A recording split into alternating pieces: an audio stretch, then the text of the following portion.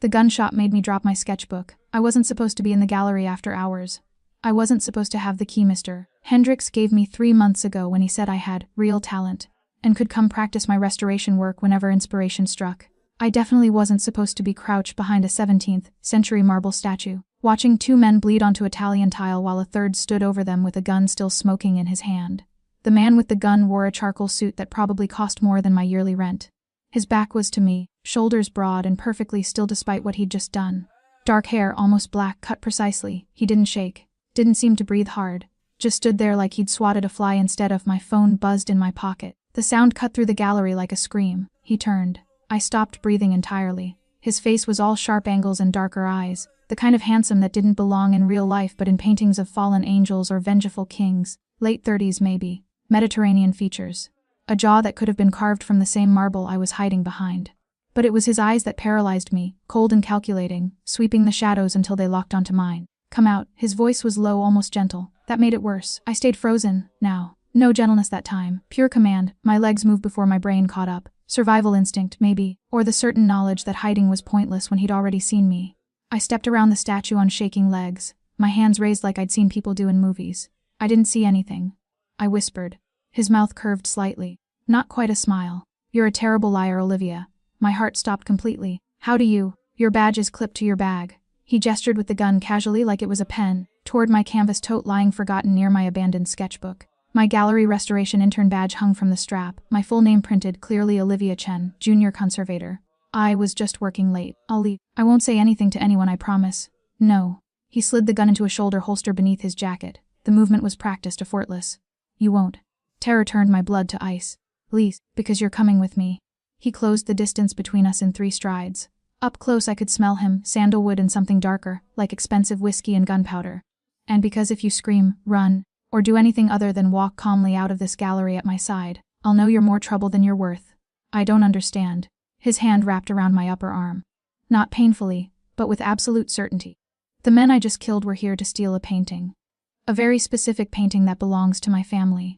They worked for people who would very much like to know who witnessed their failure tonight. His thumb pressed against my pulse point, and I knew he could feel my heart hammering, which means you have 2 choices: come with me and stay alive, or run and die before sunrise. Choose quickly. I looked at the bodies, at the spreading blood, at the gallery I'd loved for 3 years, now a crime scene. That's not really a choice, I said. Something flickered in his dark eyes. Approval maybe, or amusement. No, he agreed. It's not. He guided me toward the back exit with a hand that never left my arm. Outside, November rain hammered the Brooklyn streets. A black SUV waited at the curb, engine running, windows tinted dark enough to hide anything. Get in. I hesitated at the open door. This was it. The moment I could scream, run, take my chances. I looked up at him, this beautiful, terrifying stranger who just murdered 2 men without flinching. His expression didn't change, but his voice dropped lower. I'm not gonna hurt you, Olivia. But I can't let you go. Not yet. How long is I yet? Depends on how quickly I can clean up this mess. He pushed wet hair back from his forehead, and I caught sight of blood on his cuff. Get in the car. I got in the car. He slid in beside me, and the SUV pulled away from the curb before my door even closed. The driver didn't look back, didn't speak. Professional. Practiced. We drove in silence through rain, slicked streets, leaving the gallery district behind. My hands wouldn't stop shaking. I pressed them between my knees and stared at my reflection in the dark window, pale, wide-eyed, 26 years old and possibly about to die. What's your name? I asked, because silence was worse than answers. He didn't look at me. Does it matter? I'd like to know who's kidnapping me. That almost smile again, Dante Sorrentino. The name meant nothing to me. I didn't follow crime news or mafia gossip. I spent my days with paintings and my nights alone in my studio apartment, working on restoration techniques and trying to prove I deserved my position at the gallery. Should I know that name? I asked.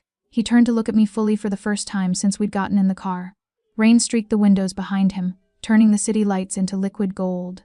His eyes were softer than they'd been in the gallery, but no less intense. Most people in this city do, he said quietly, but I think I prefer that you don't. Why? Because you looked at me like I was just a man with a gun. Not a legend. Not a monster. His gaze dropped to my still shaking hands. Just dangerous. You are dangerous. Yes. No hesitation. No apology. But you're still breathing, which means you're smarter than you think. The SUV turned onto a tree-lined street in Brooklyn Heights. Brownstone's worth millions. Old money. The kind of neighborhood where you didn't ask questions about your neighbors. We stopped in front of one with ivy crawling up, red brick and iron gates that opened automatically. The driver got out first, scanned the street, then opened Dante's door. This is my home, Dante said, stepping out into the rain. He offered me his hand.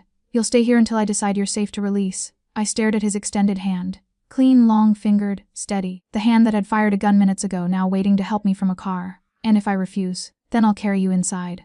No threat in his voice, just fact. But I'd rather you walk. I took his hand. His fingers closed around mine. Warm despite the cold rain, solid despite everything spiraling out of control. He pulled me from the SUV and up the steps to his door, never letting go. Inside, the house smelled like old wood and newer secrets.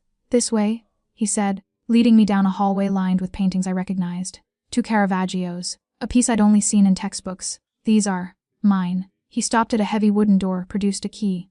You'll stay in here. The door locks from the inside. No one will bother you. He opened the door to reveal a guest room that looked like it belonged in a 5-star hotel. 4-poster bed, fireplace, windows overlooking a private garden. I'll have dinner sent up, he continued. And clothes. We're approximately the same size as my. He stopped. I'll find something. I walked into the room on numb legs and turned to face him. He stood in the doorway, backlit by hallway light, looking like every warning my mother had ever given me about dangerous men. Dante, I said, testing his name on my tongue. His entire body went still, his eyes darkened, pupils dilating. When he spoke, his voice had dropped to something barely above a whisper, something rough and raw. If you say my name like that again. He gripped the doorframe hard enough that his knuckles went white. Don't. Like what? I didn't understand the sudden tension in his shoulders, the way he was looking at me like I'd done something dangerous. Like you trust me. He stepped back, putting distance between us. Like I'm not the man who just destroyed your life. The door closed between us before I could respond. I stood alone in the silent room and realized I was crying. I didn't sleep. How could I? Every time I closed my eyes, I saw blood spreading across gallery tile, heard the gunshot echo off marble walls. My phone sat on the nightstand where I'd placed it hours ago, fully charged but useless. No signal. He'd done something to block it. Of course he had. Around 3 a.m, I gave up on sleep and explored the room. The closet held women's clothing in my size, designer labels still tagged. The bathroom had luxury toiletries, unused. Everything perfectly prepared for a guest who wasn't really a guest at all. I stood at the window and watched the garden below. Even in November darkness, I could make out the shapes of careful landscaping. A stone fountain, wrought iron benches positioned beneath bare trees, beautiful and contained. A gilded cage with good taste. You're awake. I spun around. Danny stood in the doorway I hadn't heard open, wearing different clothes now. Dark slacks and a white shirt with the sleeves rolled to his forearms. No jacket, no gun visible. His hair was damp like he'd showered. I knocked, he said. You didn't answer. I didn't hear you. My voice came out steadier than I expected. He stepped inside, carrying a tray. The scent of coffee and fresh bread made my stomach clench with unwanted hunger. He set the tray on the small table near the fireplace, then moved to light the fire that had been laid but not started. I watched him work, practiced efficient movements. The kind of capability that came from doing things yourself, not having servants do them for you. You know how to build a fire? I said. My father believed men should know how to survive without money or power. The kindling caught, flames licking up through careful arrangement. In case we ever lost both. Did you lose them? He looked at me over his shoulder. Orange firelight turned his features into something from a Renaissance painting, beautiful and brutal in equal measure. No. I learned to take them instead. I should have been terrified. Should have been plotting escape or breakdown or both. But I found myself walking toward the table, toward the coffee and bread and the man who'd brought them. Why are you being kind? I asked. Is that what you call this? You could have locked me in a basement. Or worse. True. He poured coffee into a china cup with hands that remained steady. I still might if you prove difficult. That's not funny. It wasn't meant to be. He offered me the cup. Cream. Sugar. Black. I took it, careful not to let our fingers touch. The coffee was perfect, rich and dark and exactly what I needed. Thank you. You're welcome, Olivia. There it was again, that current of something when he said my name. I cradled the coffee cup and studied him over the rim. Morning light was starting to leak through the windows, turning everything softer, less like a nightmare and more like a very strange dream. Tell me about the painting, I said. The one they were trying to steal. Dante settled into the chair across from me, his movements contained and precise.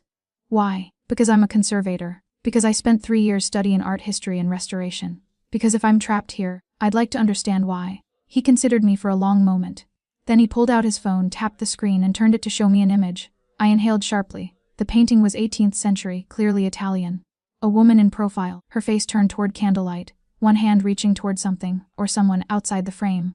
The technique was masterful, the emotion captured in brushstrokes that seemed alive. I've never seen this before, I whispered. No one has. Publicly. Dante pulled the phone back. It was commissioned by my family's patriarch in 1784. The woman was his wife. She died 3 days after the painting was completed. It's extraordinary. It's worth $12 million, conservatively. He locked the phone. But that's not why men die for it. I set down my coffee. Then why? Because painted into candlelight, invisible unless you know exactly how to look, is a map. Property boundaries, safe houses, smuggling routes our family used for 2 centuries. His dark eyes held mine.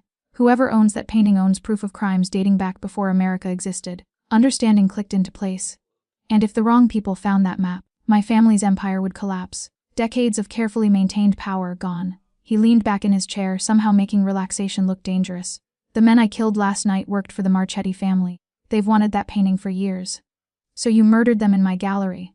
I killed them before they could kill the security guard who would have discovered them. Then kill me when I arrived to stop them. His tone didn't change. Didn't soften. Less. I should have been horrified, but all I felt was a strange, sick curiosity. How did you know they'd be there? I have people everywhere. He picked up his own coffee. Including in the Marchetti organization. A spy. Several. He sipped, watching me over the rim. You're handling this well. I'm not handling anything. I'm still processing. I pushed my hair back from my face, felt the exhaustion pulling at my bones. When can I leave? When I'm certain you won't be killed the moment you walk out that door. And how long will that take? Days. Maybe weeks. He set down his cup with careful precision. The Marchettis will realize their men failed. They'll look for witnesses. Your name was in the gallery logbook. Cold fear washed over me. They'll come for me. They would have. But as of 2 hours ago, you no longer exist. He stood, moved to the window. Morning light silhouetted his frame. Your apartment caught fire tonight. Electrical fault. Very tragic. No body found, but given the severity of the blaze, you killed me. The words came out flat. I saved you. He turned to face me. Olivia Chen died in that fire. The woman sitting in my house drinking my coffee is simply someone I haven't decided what to do with yet. I stood on shaking legs. You had no right. I had every right. He closed the distance between us in 2 strides. You saw me kill 2 men. That makes you a liability or an asset. I chose to make you the latter. Be erasing my life. Be giving you a new one. His hand came up, almost touching my face before he caught himself. His fingers curled into a fist and dropped. You have a choice, Olivia. Stay dead and stay safe under my protection, or try to reclaim your old life and be dead for real within 48 hours. That's not a choice. No, he agreed, his voice dropping to that rough whisper again. It's not. We stood too close, close enough that I could see the faint scar above his left eyebrow, could smell sandalwood and something uniquely him, close enough to see that his eyes weren't purely brown but flecked with amber in the morning light. I hate you, I whispered. Good. His jaw tightened. That'll make this easier. Make what easier? Everything that comes next. He stepped back, putting careful space between us, and walked toward the door. He stopped with his hand on the frame, his back to me. Dante, I said, his shoulders tensed. He didn't turn around. If you say my name like that again, he said quietly, dangerously, I won't be able to keep pretending this is just business. Then he was gone, the door closing with a soft click that sounded too much like finality. I sank into the chair he'd vacated, still warm from his body, and realized I was shaking for entirely different reasons now. 3 days passed in strange suspension. Downey brought me meals himself, breakfast at 8, lunch at 1, dinner at 7. We didn't speak much during these encounters. He'd set the tray down, I'd thank him, he'd leave. A ritual that felt more dangerous each time because of how carefully we didn't touch, didn't look too long, didn't say my name. On the 4th morning, he didn't come. A woman arrived instead, 50s, elegant in a way that spoke of old money and older secrets. She wore a cream silk blouse and carried herself like someone used to being obeyed. Miss Chen. She set down the breakfast tray with manicured efficiency. I'm Gabriella Sorrentino, Dante's aunt. I stood from where I'd been reading by the fireplace. Is he? He's fine, busy. Her dark eyes, so like Dante's, assessed me with sharp intelligence. He asked me to keep you company today. Asked or ordered. A slight smile. With Dante, there's rarely a difference. She settled into the chair across from mine, moving with the same controlled grace her nephew possessed. He tells me you're an art conservator. She corrected gently. Death doesn't erase skill, Miss Chen. Only identity. I sat back down slowly. Did you come to give me philosophy lessons? I came to see what kind of woman makes my nephew forget his own rules. She poured tea from the service she'd brought. Dante doesn't bring people into his home. Ever. Not business associates, not allies, certainly not witnesses to his work. He didn't have a choice. Dante always has choices. He chose you. She offered me a cup. The question is why. I took the tea, grateful for something to hold. He told you what happened. He told me you saw him kill 2 men and didn't scream. Didn't faint, didn't beg. Gabriella studied me over her own cup. He said you asked questions instead. Is that unusual in our world? Yes. She set down her tea. Most people confronted with violence either break or harden. You did neither. You adapted. I thought about that night, about the split-second choice between panic and pragmatism. I was terrified, but you got in the car anyway. Something knowing flickered in her expression. That takes either courage or foolishness. I'm not sure which I had. Neither is Dante. That's why you're still here. Before I could respond, the door opened. Dante entered carrying a flat package wrapped in brown paper. He stopped when he saw his aunt, tension crossing his features. Zia Gabriella. I didn't know you'd arrived. Because you've been avoiding this wing of the house for 3 days. She stood with fluid grace. I'll leave you to your delivery. Miss Chen, it was illuminating meeting you. She glided past Dante, pausing to touch his arm briefly. They exchanged a look I couldn't read, then she was gone. Dante closed the door and turned to me, still holding the package. What is it? I asked. I thought you might be going insane with boredom. He crossed to where I sat and held out the package. So I brought you something to do. I took it, surprised by the weight. Inside the wrapping was a damaged painting, 17th century, minor Italian artist, the kind of piece that ended up in private collections or museum storage. The frame cracked during transport. Dante explained. The canvas sustained some damage. I thought you could restore it. I stared at him, then at the painting. You brought me work. I brought you purpose. He moved to the window, giving me space. Being trapped is easier when you have something to occupy your mind. He was right, of course. I'd been slowly going mad with nothing but books and firelight and my own spiraling thoughts. I ran my fingers over the damaged canvas, already cataloging what it would need: careful cleaning, retouching, stabilization. Where did you get this? I asked. From my family's collection. We have dozens that need restoration. He turned to look at me. I can bring you more if you'd like. Why are you doing this? Because I'm not a complete monster, despite evidence to the contrary. His mouth curved slightly. And because watching you pace this room like a caged animal was becoming difficult. You've been watching me. There are cameras. He gestured vaguely. Security. Where? I looked around, suddenly conscious of every movement I'd made for days. Would you believe me if I told you? He pushed off from the window, moved closer. Would you trust that I haven't been watching you sleep, or shower, or cry when you think no one can see? My breath caught. Have you? The cameras are in the hallway only. And the garden. He stopped an arm's length away. I'm many things, Olivia, but I'm not a voyeur. There was something in his voice, a threat of offense, maybe even hurt, that made me believe him. Thank you, I said quietly. For the painting, for respecting my privacy. Don't thank me for basic decency. In your world, is it basic? He flinched like I'd struck him. The expression was gone in a heartbeat, replaced by that controlled mask, but I'd seen it. The crack in his armor. No, he admitted. It's not. I set the painting carefully on the table and stood. We were close now, close enough that I had to tilt my head back to meet his eyes. Tell me something true, I said. Something that isn't about business or protection or the men you've killed. Why? Because I've been here 4 days, and I don't know anything about you except that you're dangerous, and you drink your coffee black, and you know how to build a fire. I took a breath. Tell me something real. He was quiet for so long I thought he wouldn't answer. Then he reached into his pocket and pulled out something small, metal. A silver pocket watch, antique and worn. This was my grandfather's, he said, opening it to show me the inscription inside. Il tempo rivela tutti verit. Time reveals all truths. That's beautiful. He gave it to me the day before he was murdered. Dante's thumb traced the inscription. Told me to remember that truth always emerges, no matter how well we bury it. That we can hide things from others, from the world, but never from time. How old were you? 14. He closed the watch with a soft click. I watched them kill him. Couldn't stop it, couldn't save him. His eyes met mine. So I learned to be the one who does the killing instead. The confession hung between us, raw and unexpected. I saw grief in his face, old and deep, the kind that shapes a person from the inside out. I'm sorry. I whispered. Don't be. He tucked the watch away. It made me who I am. And who are you, Dante? His hand came up, fingers ghosting along my jaw without quite touching. That's the question, isn't it? Then he stepped back, breaking whatever spell had fallen over us. I'll have supplies brought up for the restoration, he said, his voice returning to that careful neutrality. Anything you need, Dante? Don't. The word was sharp.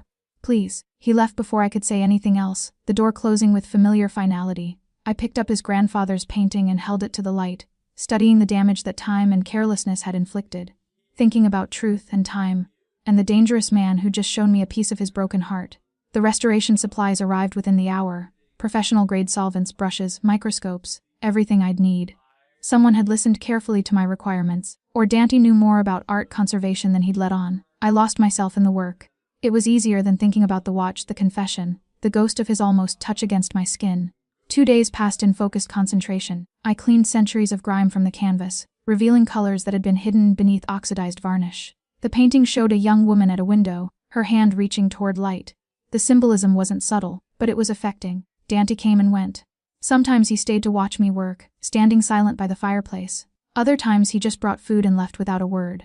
The silence between us had changed, become charged with things neither of us would say. On the 6th night of my captivity I woke to voices in the hallway. Can't keep her here indefinitely.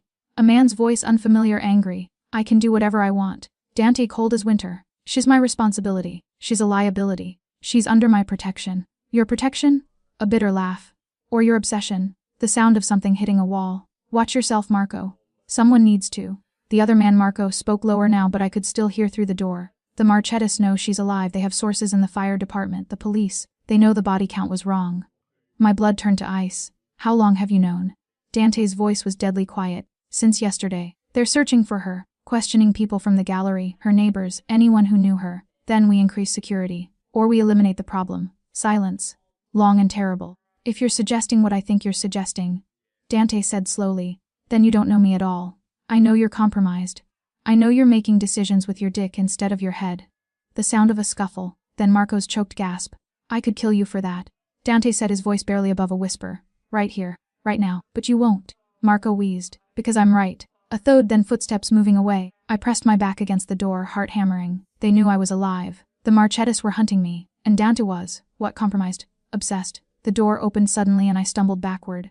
Dante caught me before I fell, his hands steady on my arms. You heard? Not a question. Yes. He released me, ran a hand through his hair. In the dim light from the hallway, I could see blood on his knuckles. Fresh, is he right? I asked. Are you compromised? Yes. The honesty shocked me. Why? Because I should have killed you that night in the gallery. He looked at me with something like misery in his dark eyes. It would have been cleaner. Safer. Better for everyone. Then why didn't you? Because you said my name like it meant something.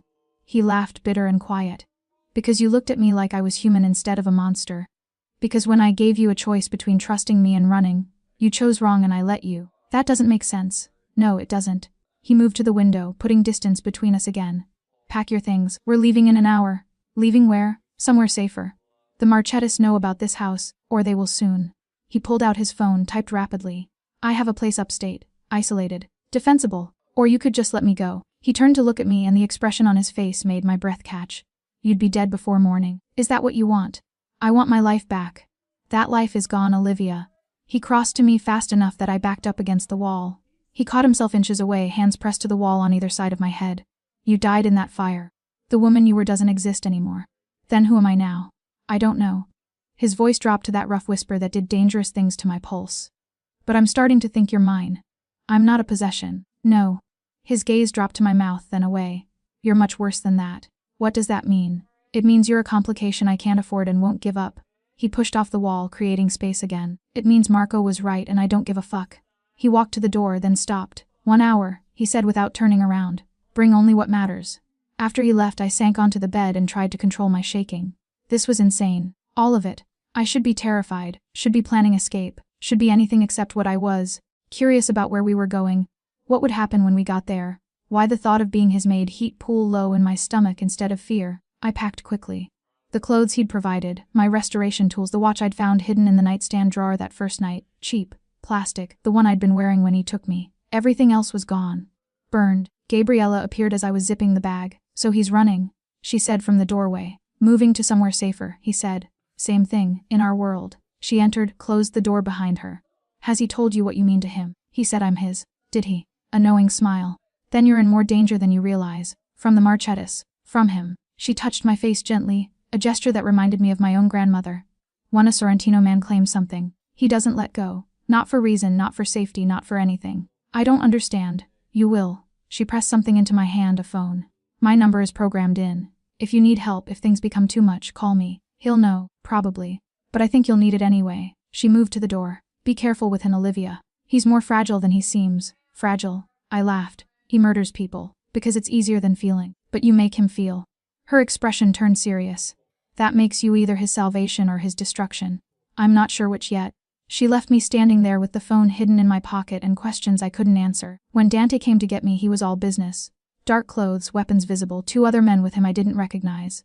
The house was silent as we moved through it, servants gone, lights off, every trace of life erased. Outside, 2 SUVs waited. Dante guided me into the second one, sliding in beside me. How long is the drive? Asked. 3 hours. He didn't look at me. Try to sleep. I can't. Then don't. We drove through the night in tense silence, leaving Brooklyn behind for highways that grew progressively emptier. I watched lights blur past the window and tried not to think about what came next. Tried not to notice how Dante's hand rested on the seat between us, close enough to touch but never touching.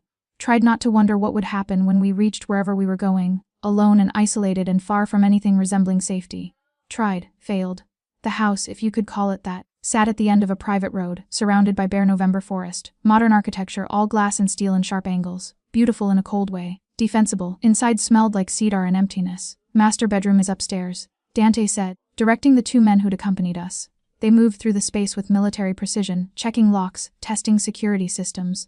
West room's on the second floor. Kitchen is stocked. You'll find everything you need. One of the men, older, scarred across his left cheek, nodded. We'll do perimeter checks every 2 hours. Code is 1734 for the alarm. Dante acknowledged this with a slight incline of his head. The men left without another word, their SUV disappearing down the private road. Then it was just us. There are cameras here too, Dante said, moving through the first floor and activating systems, motion sensors.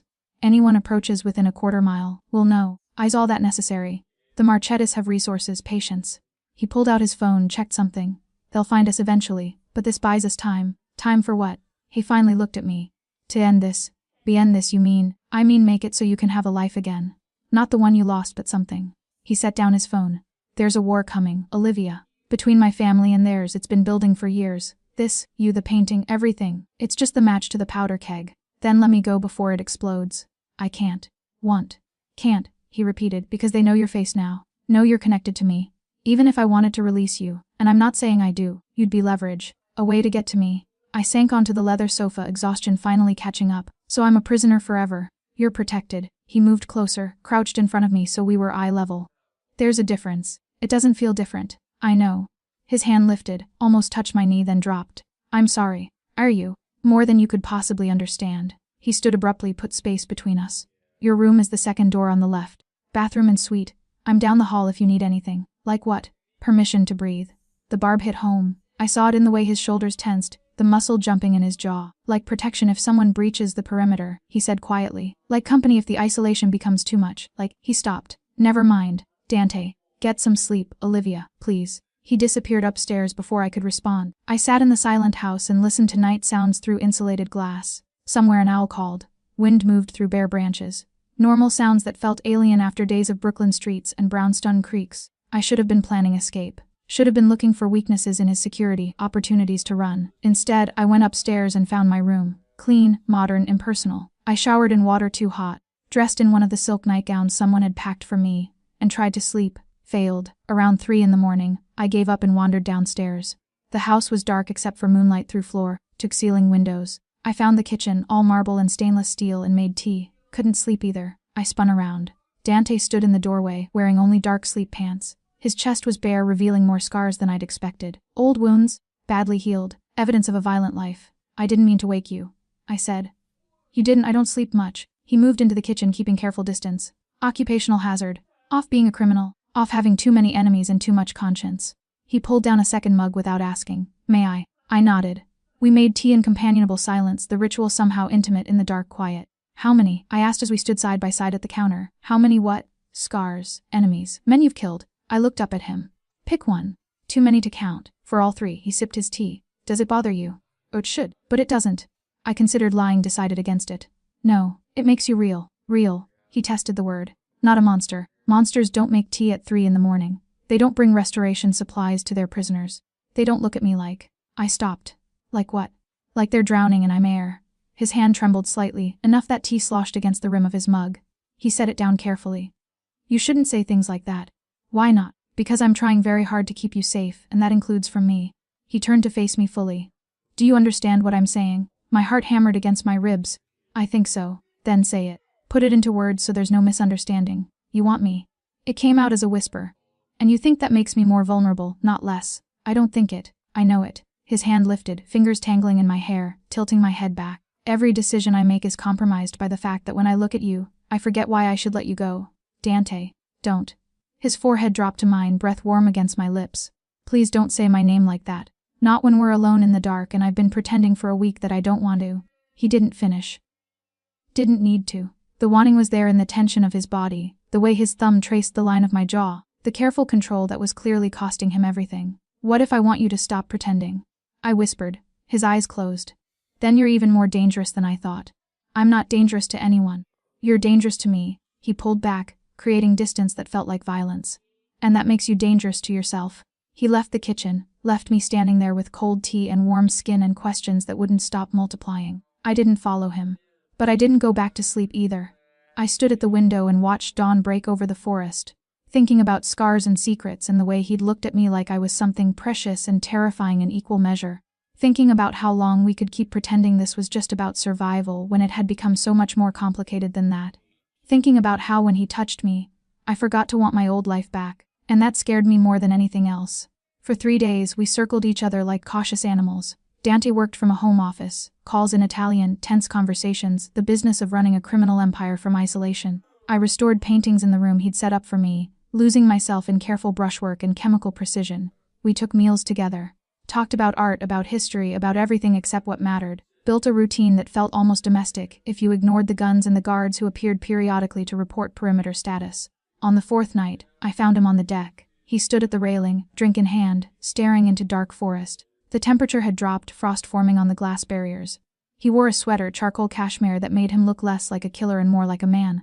"It's freezing out here," I said. He didn't turn. "Then go inside." "Not yet."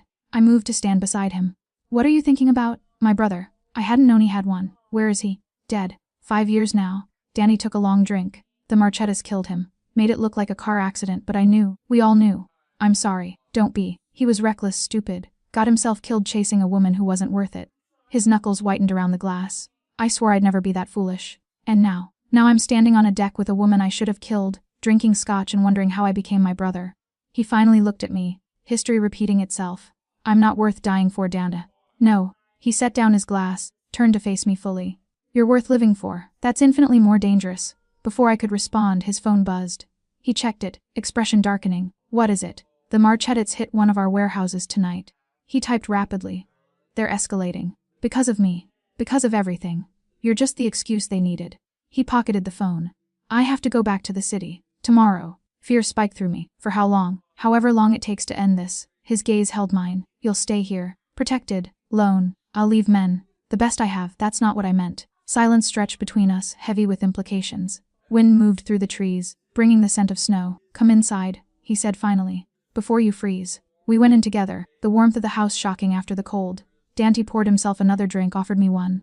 I accepted, even though I rarely drank whiskey. We sat in the living room, him in the leather chair, me curled on the sofa, and let the fire Dante had built push back the darkness. "Tell me something," I said. "Something true that has nothing to do with business or family or any of this." "Like what?" "Like who you'd be if you weren't Dante Sorrentino, crime lord and killer." He was quiet so long I thought he wouldn't answer. "Then, I'd be an architect." The confession surprised me. "Really? I used to draw buildings when I was young, designs, blueprints." My mother encouraged it. A ghost of a smile. She said I had my grandfather's eye for structure and beauty. "What stopped you?" "My father died, I was 17. The family needed a leader and I was the oldest son." He swirled his whiskey. "Architecture became a hobby. Violence became my profession." "Do you still draw?" "Sometimes. Late at night when I can't sleep." He looked at me over his glass. "Pathetic, isn't it, a killer who doodles buildings?" "It's human." I set down my own drink. "It means you remember who you were before I became a monster." "You're not a monster, Dante. You don't know what I've done. I know you brought me tea at 3 in the morning. I know you gave me work to keep me sane. I know you look at me like..." I stopped, heat flooding my face. "Like what?" He set down his glass, leaned forward. "Finish it. Like I'm the only real thing in your life." He stood abruptly, crossed to where I sat. Before I could react, he was on his knees in front of me, hands gripping the sofa on either side of my hips. "You are," he said roughly. "You're the only thing in years that hasn't been about power or strategy or survival. You look at me and see a person, not a position. You say my name like it matters." "It does matter. Olivia." My name on his lips sounded like prayer and curse combined. "If I kiss you right now, everything changes. You understand that?" My pulse thundered in my ears. "Yes." "And you still..." "Yes." He kissed me, not gently, not carefully, like a man who'd been holding back too long and finally broke. His hands came up to frame my face, holding me in place while he claimed my mouth with an intensity that stole my breath. I kissed him back just as desperately, hands fisting in his sweater, pulling him closer. He tasted like whiskey in winter and want, like danger I was choosing anyway. When we broke apart, we were both breathing hard. His forehead rested against mine, eyes closed. "This is insane," he whispered. "I know. You should push me away. Tell me to stop." "I should." I pulled him closer instead. "I won't." He kissed me again, slower this time but no less intense. His hands moved into my hair, down my back, mapping me like he was memorizing every curve. I gasped against his mouth when he pulled me off the sofa and into his lap, the position intimate and overwhelming. "Dante, I know." He buried his face in my neck, breathing me in. "I know this is wrong. I know I'm compromising everything. I don't care." "Neither do I." We stayed like that, tangled together on the floor in front of the fire, until the flames burned low. Not going further but not pulling apart either. Just holding each other like we were the only solid things in a shifting world. Finally, reluctantly, he pulled back. I still have to leave tomorrow, he said. I know. And when I come back, we'll figure it out? I touched his face, traced the scar above his eyebrow. Together. He caught my hand, pressed a kiss to my palm. You're going to destroy me, or save you, maybe both. He helped me up, walked me to my room. At the door, he kissed me one more time. Soft and devastating and full of promises neither of us should make. Lock the door, he said. Stay safe. You too. He smiled, sad and small. I'm always safe, Olivia. That's the problem. I watched him walk down the hall to his own room, feeling like something fundamental had shifted between us. Like we'd crossed a line we could never uncross. I locked my door and lay in bed, touching my lips where he'd kissed me, and knew that whatever happened next, I was in too deep to ever find my way back out. Dante left at dawn with 2 men and promises to call every day. He kept that promise. Every evening at 7 my phone, the one Gabriella had given me, would ring.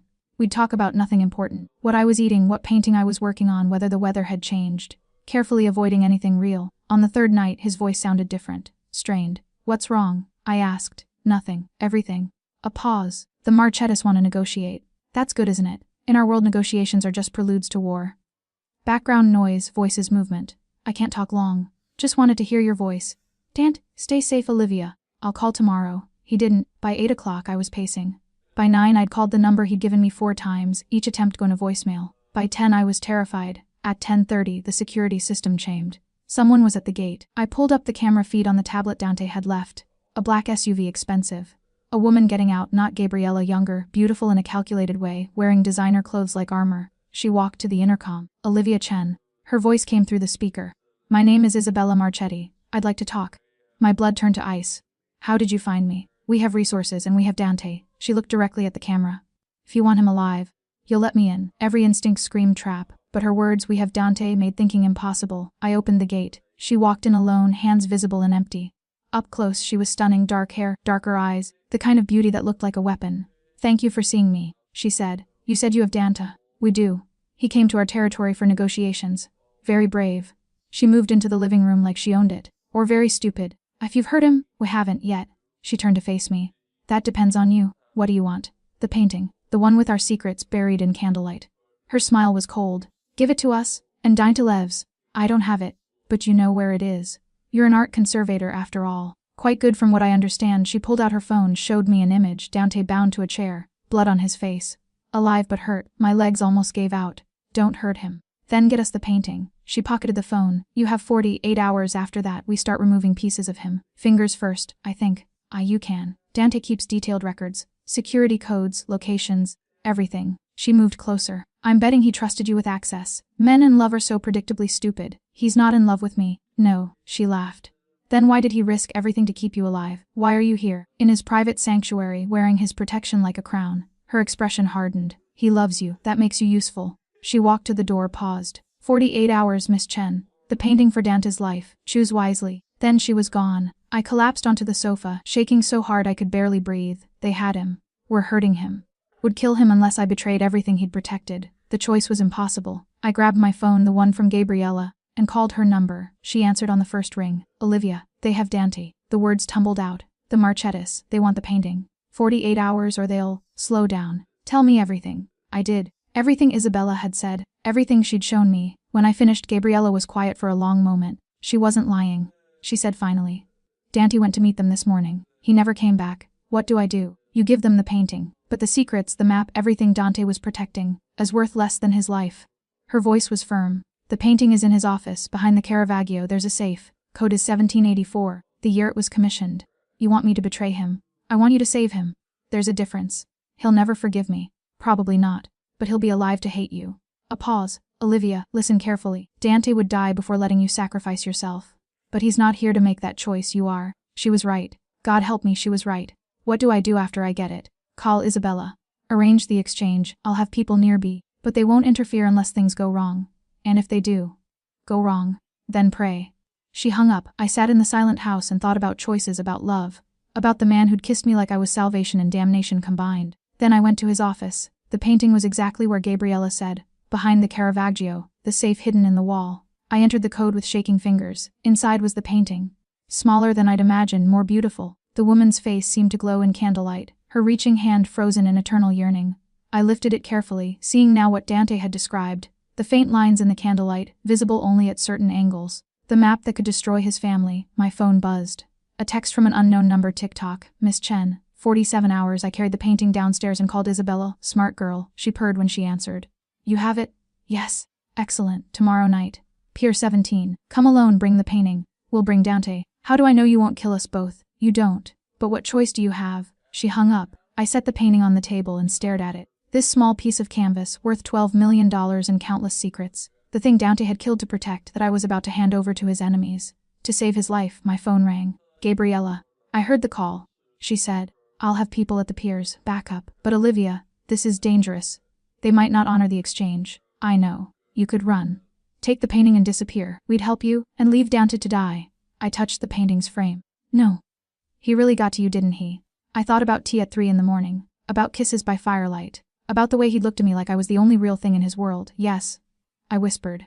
He really did. Then God help you both. She paused. One more thing. If they kill him anyway, if this goes wrong, run. Don't try to be a hero. Just run and don't look back. I can't promise that. I know. But I had to say it anyway. She hung up. I spent the night sitting with the painting, memorizing every brushstroke. Thinking about the woman reaching toward light, never quite touching it. Wondering if that's what I was doing. Reaching for something I could never hold. Wondering if Dante would forgive me for saving him. Wondering if I'd live long enough to find out. Pier 17 at midnight was exactly as ominous as it sounded. The waterfront was deserted, warehouses dark against darker sky. Wind off the harbor brought the smell of salt and old oil. My footsteps echoed on concrete as I walked toward the meeting point, the painting wrapped in protective cloth and tucked under my arm. I wasn't alone, even though I looked it. Gabriella's people were out there somewhere, shadows with guns, watching and waiting.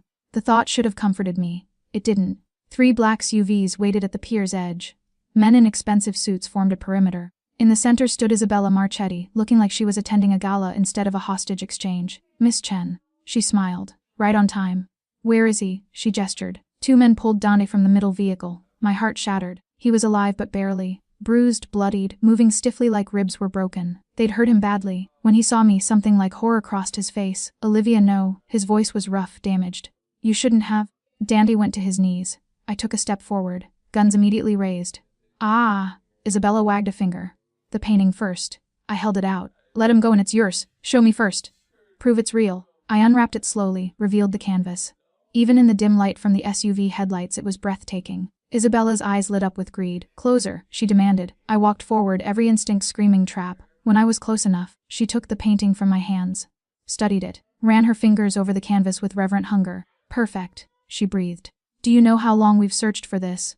I don't care. Let him go. In a moment. She handed the painting to one of her men. First question. Did Dante tell you he loves you? The question caught me off guard. What? Before we took him. Did he say the words? She circled me like a predator, because he said them to us. Begged, actually. Please don't hurt her, he said. I'll give you anything, just don't hurt Olivia. Very touching. I looked at Dante. He'd managed to get back to his feet, was watching us with dark, desperate eyes. He didn't have to say it. I told Isabella. I knew. How romantic. Her smile turned vicious. That's why this is gonna hurt. She pulled a gun. Everything happened at once. Dante lunged forward despite his injuries, despite the men holding him. No. Gunfire erupted from the shadows, Gabriella's people engaging Isabella's men. Isabella's gun swung toward me. I dove sideways as the shot rang out, felt the bullet pass so close to my head that it displaced air, scrambled behind a shipping container as chaos exploded around me. More gunfire. Shouting. The screech of tires. I pressed against cold metal and tried to breathe through terror. Where was Dante? Was he alive? Had they killed him when the shooting started? Footsteps approached my hiding spot. I grabbed a piece of broken pipe from the ground. Prepared to fight. Dante appeared around the container. Relief hit me so hard I almost dropped the pipe. He was bleeding from a new cut above his eye, moving like everything hurt, but alive. Alive, Dante. He grabbed me, pulled me against him with desperate strength. Are you hurt? No, I'm fine, but you. Won't need to move. Now. He took my hand and pulled me from cover. The pier was a war zone. Bodies on the ground, some Marchetti, some Sorrentino. The SUVs were riddled with bullets. But Isabella was gone along with the painting. She took it, I said. I know. Dante kept us moving toward a different vehicle, one of Gabriella's. Doesn't matter, doesn't matter. Everything you protected, all those secrets, mean nothing compared to you being alive. He pushed me into the back seat, slid in beside me. Drive, he told the driver. We pulled away from the pier as police sirens wailed in the distance. Dante slumped against the seat, breathing hard, blood soaking through his shirt. You're hurt. I said, reaching for him. You're bleeding. I said I'm fine. He grabbed my hand, squeezed hard enough to hurt. Why did you do it? You know why. Say it. His eyes burned into mine. I need to hear you say it. Because I love you. The confession came out broken. Because the thought of them killing you was worse than any betrayal. Because I can't. He kissed me. Hard and desperate and tasting of blood. His hands framed my face, holding me like I might disappear. When we broke apart, we were both shaking. You shouldn't have come, he said against my lips. It was a trap. They were always going to kill us both. I know. Then why? Because you would have done the same for me. I touched his face, felt him flinch from pain. Because some things are worth dying for. Not me. I'm not worth. You are. I kissed him again, gentler. To me you are. He pulled me onto his lap, careful of his injuries, and buried his face in my neck. I felt him shaking, pain or emotion or both. They'll come for us again, he whispered. Isabella won't stop now, I know. We'll have to go to war. Full scale. It'll be bloody and brutal and people will die. I know. And you'll be in danger every moment. Target on your back for as long as you're with me. I pulled back to look at him. Then I guess I'd better learn to shoot. Something like a laugh escaped him. Olivia, I'm not leaving you. I traced the cut above his eye, the bruises on his jaw. I chose this. Chose you. I'm not running. You should, probably. I kissed his forehead. I won't. We drove through the night toward one of Gabriella's safe houses, leaving the blood and bullets behind. Dante held me the entire way, like I was the only thing keeping him anchored to the world. At the safe house, a doctor was waiting. He patched Dante up, 3 broken ribs, various cuts and bruises, mild concussion. Nothing life-threatening. I stayed beside him through all of it, holding his hand while they worked. Afterward, alone in a bedroom that smelled like antiseptic and old smoke, Dante pulled me into bed beside him. I meant what I said to them. He whispered into the darkness. I do love you. I know. It's the most dangerous thing I've ever felt. I know that too. I curled against his uninjured side. Love me anyway. His arm tightened around me. I don't think I could stop if I tried. We lay in the dark together, listening to each other breathe, knowing that tomorrow would bring war and violence and consequences we couldn't avoid. But tonight we had this. Each other. Alive against all odds. It would have to be enough. War came faster than expected. The Marchettas hit 2 Sorrentino businesses within 48 hours. Dante retaliated by destroying their drug pipeline and exposing 3 of their politicians. Tit-for-tat escalation that left bodies in the street and fear in the air. I stayed at Gabriella's safe house, restless and useless while Dante orchestrated violence from war rooms I wasn't allowed to enter. Let me help, I said on the 5th day. He looked up from maps and intel reports. No, I'm going crazy here. Better crazy than dead. He returned to his planning. Dante, I can't focus on strategy if I'm worried about protecting you. He rubbed his eyes, exhaustion evident in every line of his body. Please, just stay here. Stay safe. I left the war room and found Gabriella in the kitchen, drinking espresso and reading casualty reports. He's shutting me out, I said. He's trying to keep you separate from the worst of it. She set down her cup. Trying to preserve some innocence you have left. I stopped being innocent the moment I got in his car. No, you stopped being innocent the moment you chose to save him instead of yourself. Her expression softened. But he's right to protect you. Olivia, what's coming is going to be ugly. I want to help. By being alive. By giving him something to fight for beyond power and revenge. She stood. Trust me, your presence is more powerful than you know. That night, Dante came to bed late. I woke when he slid in beside me, smelling of gun oil and exhaustion. What happened? I whispered. We took out their weapons cache. They retaliated by burning one of our clubs. He pulled me against him. 3 people died. Our people. Sorry, it's the cost. His voice was hollow. Always is. I turned in his arms to face him. Even in darkness, I could see the weight in his eyes, the way violence was slowly crushing something inside him. Talk to me, I said. About what? Anything? What you're feeling? Can't afford to. That's a lie. I touched his face. I see it. The guilt, the exhaustion. The way this is killing you piece by piece. He was quiet for so long I thought he wouldn't respond. Then, when I was 14 and they killed my grandfather, I swore I'd never let anyone hurt our family again. I'd be strong enough, ruthless enough, to protect everyone. His thumb traced circles on my hip. But people keep dying anyway, and I keep making the same choice, their blood for our survival. You didn't start this war. No, but I'm perpetuating it for what? Pride. Territory. A painting we don't even have anymore. He laughed bitterly. Maybe my brother had the right idea. Maybe dying for love is better than living for this. I kissed him. Soft and slow and trying to pour every ounce of comfort into the contact. He responded desperately, rolling us so he was above me, deepening the kiss until we were both breathless. Olivia, he whispered against my lips. If something happens to me, don't. Listen. If I don't make it through this, stop. I pulled him down, Kit, to say goodbye. Not yet. I'm trying to be realistic. Be here instead. Right now. With me. He searched my face in the darkness. Whatever he saw there made him close his eyes. rest his forehead against mine. I want you, he said quietly. Need you, but I won't take advantage. You're not. I pulled at his shirt. I want this. Want you? Olivia, please. My hands found skin, traced the scars I'd memorized. Let me have this. Let us have this. He surrendered. We made love slowly, carefully, like we were memorizing each other. Every touch deliberate, every kiss meaningful. Not just physical release but emotional connection, choosing each other despite danger, despite sense, despite everything that said this was doomed. Afterward, we lay tangled together, breathing hard, hearts hammering in sync. I love you, he whispered. Whatever happens, remember that. Nothing's gonna happen. Promise me anyway. That you'll remember. I promise. I kissed his shoulder. But you're gonna survive this. We both are. He held me tighter. Your optimism is going to get us both killed. Or save us. Maybe. He pressed his lips to my hair. Sleep more. Tomorrow starts early. I drifted off in his arms, feeling safer than I had any right to feel given the circumstances. I woke to gunfire. Dante was already moving, grabbing weapons from the nightstand. Stay down. Glass shattered. Bullets tore through walls. I rolled off the bed and crawled toward the bathroom as Dante returned fire from the window. How many? I shouted over the noise. Too many. He ejected an empty magazine, loaded a fresh one. They found us. Gabriella's people are engaging, but we need to move. Now. He pulled me from the bathroom, keeping low. We made it to the hallway where Gabriella was already coordinating defense, phone to her ear, gun in hand. East exit, she barked at Dante. Cars ready. We ran through chaos. Sorrentino soldiers holding positions. Marchetti forces pushing inside. The safe house that had felt secure was now a war zone. We burst into the garage where a car waited, engine running. Dante shoved me into the passenger seat and floored the accelerator before my door was even closed. Behind us, the house erupted in flames.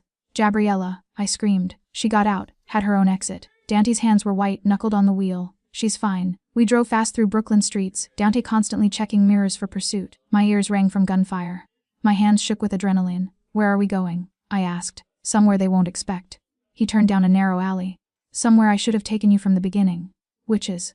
He looked at me, and something in his expression made my breath catch. Home. My real home. We drove for hours, leaving the city behind. By the time we stopped, dawn was breaking over a coastal town I didn't recognize. The house was small, cottage-like, nothing like his Brooklyn brownstone or the modern fortress upstate. It sat alone on a cliff overlooking gray ocean, surrounded by nothing but grass and sky. No one knows about this place, Dante said as we stood on the porch. Not my family, not my associates. Just me? Why? Because everyone needs somewhere they can breathe. He unlocked the door. Somewhere they can remember who they were before they became what they are. Inside smelled like salt air and dust, simple furniture. Empty shelves, windows facing endless water. This is where I come to be human, he said quietly. And now it's where I bring you, to keep you safe, to keep you mine. I turned to face him, saw vulnerability in his expression that stole my breath. I'm already yours, I said. Then let me try to deserve it. He pulled me into his arms. Let me try to be the man you see instead of the monster I am. You're both. I held him tight. And I love both. God help you, he whispered. God help us both. We had 3 days of peace before the world found us again. 3 days of waking to ocean sounds and Dante's arms around me, of cooking simple meals and walking the cliff path and pretending we were just two people in love instead of fugitives from a mob war.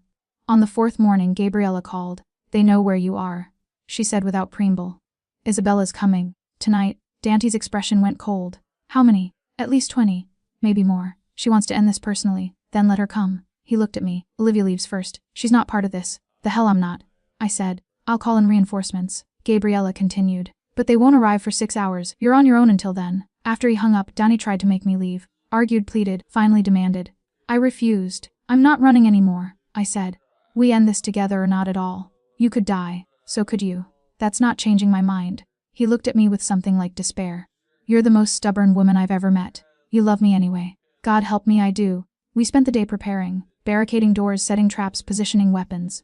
The cottage became a fortress. Dante moved with military precision, years of survival instinct taking over. As sunset painted the ocean gold and red, he pulled me aside. If things go wrong, he said, there's a boat in the cave below the cliff. Keys are in the kitchen drawer. You run and don't look back, Dante. Promise me. If I die, you survive. You take the boat and disappear. Live the life I stole from you. No, Livia. I said no. I grabbed his face, made him look at me. We both walk away or neither of us does. Those are the only options. He kissed me desperately. You're going to be the death of me. Or your salvation. 50-50 chance. Headlights appeared in the distance. Multiple vehicles. They're here, Dante said. Get to the bedroom. Stay low. Shoot anyone who isn't me. Be careful. Always. He kissed me once more. I love you. I love you too.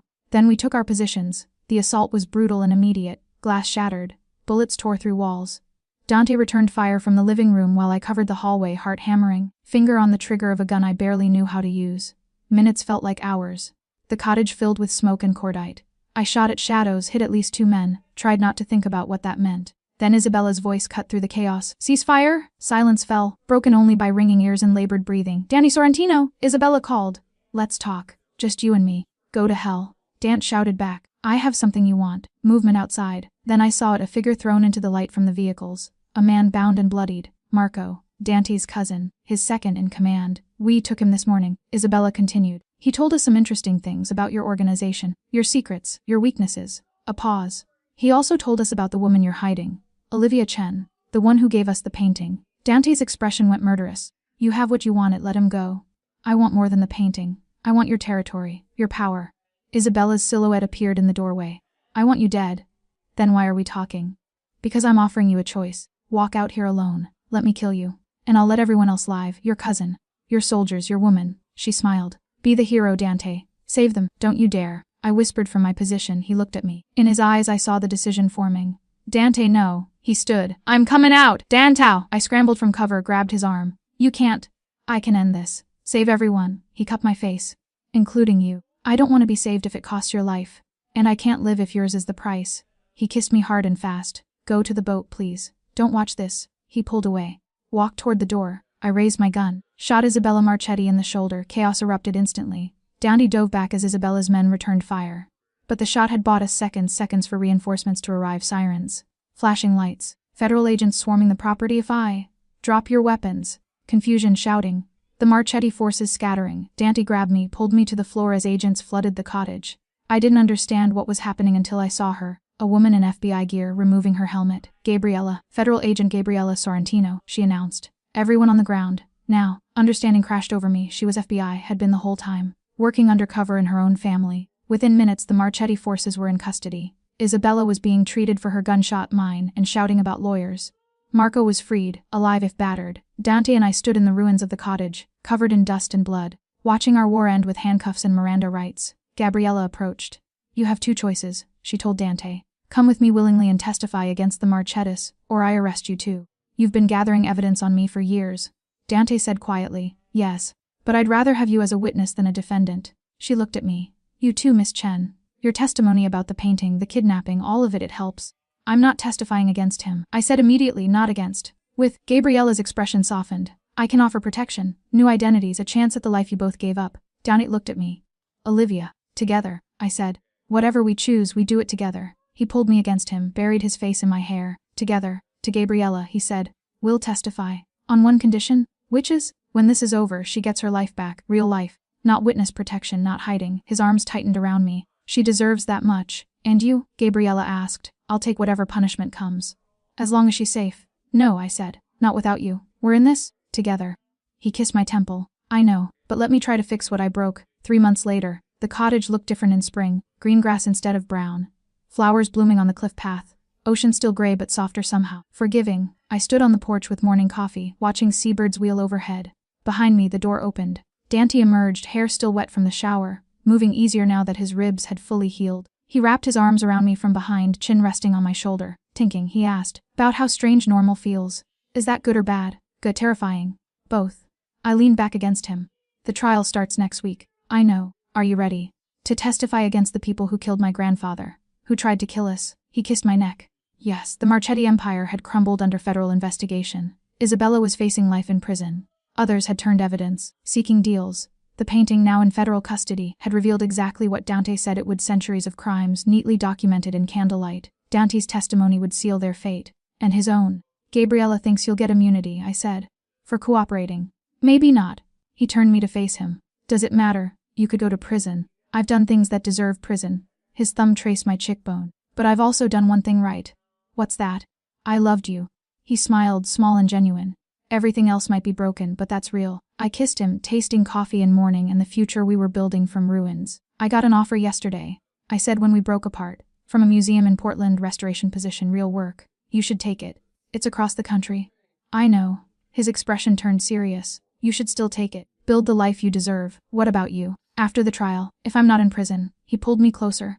"I'll learn to be the man who deserves to follow you there." "You already are, liar." But he smiled.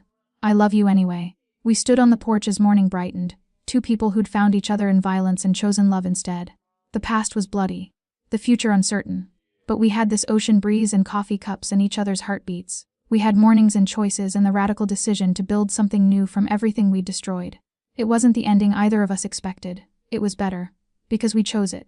Together. And that made all the difference.